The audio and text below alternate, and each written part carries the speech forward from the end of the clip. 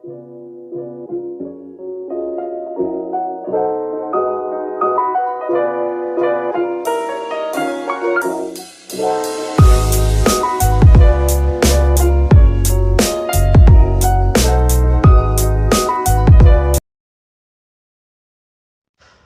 dan Ibu yang cerdas, setelah kita mempelajari 2 langkah menemukan nilai tambah murid Anda, kehebatan mereka, nilai lebih mereka, maka saatnya saya berbagi tips yang ketiga. Bagaimana mereka benar-benar mampu menemukan nilai tambah mereka, nilai jual mereka, nilai lebih mereka. Karena pada dasarnya mereka akan dihargai dan mampu percaya diri dengan nilai tambah yang mereka miliki. Dan biarkan kekurangannya dilengkapi oleh nilai tambah yang dimiliki oleh orang lain. Karena mereka pun melengkapi nilai kurang orang lain dengan kelebihannya.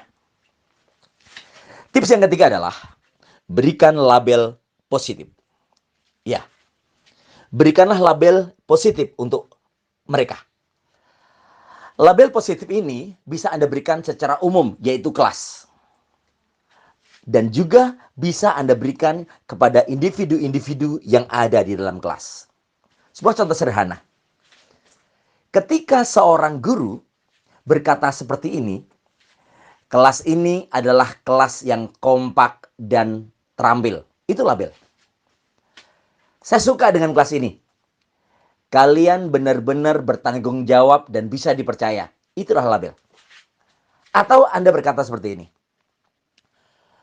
Terus terang saja, ketika saya mengajar kelas ini, saya berenergi. Karena kalian adalah orang-orang yang antusias. Saya suka dengan kelas ini. Meskipun sebagian mereka belum seantusias sebagaimana yang Anda katakan, maka ini adalah merupakan daya magnet, daya tarik untuk menjadi seperti yang Anda harapkan. Tahukah Anda, label membangun persepsi. Label akan membangun rasa. Label positif yang Anda berikan akan berpengaruh pada persepsi positif sebagaimana yang Anda katakan. Ingat, kata-kata Anda adalah proposal hidup. Dan proposal hidup akan terwujud sebagaimana apa yang Anda proposalkan. Karena kata-kata Anda adalah doa. Saya akan berikan contoh beberapa tips sederhana memberikan label positif bagi siswa-siswi didik Anda. Contoh yang pertama. Ketika Anda menjadi wali kelas misalnya, atau menjadi guru kelas, ataupun menjadi guru mata ajar, Anda bisa memberikan contoh sederhana dengan berbicara.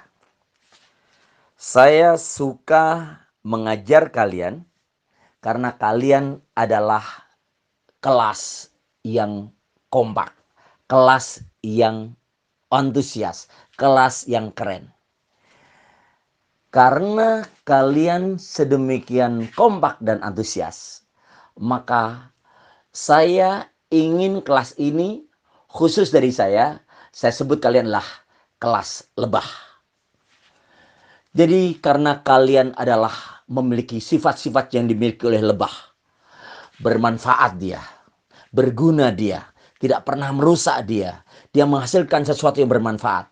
Saya ingin kelas ini adalah kelas yang mampu meniru bagaimana lebah hidup. Jadi saya ingin kalian adalah menjadi lebah-lebah hebat bagi kehidupan. Ya, saya berikan kelas ini adalah kelas lebah. Bisa dengan bahasa Indonesia, bisa dengan bahasa Inggris, atau bisa dengan bahasa Arab. Tergantung bagaimana Anda memberikan label.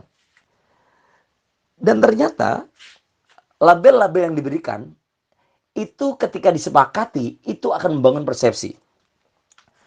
Seorang Masaru Emoto dari Jepang membuat sebuah penelitian sederhana bagaimana kata-kata kita itu mempengaruhi pola-pola kehidupan.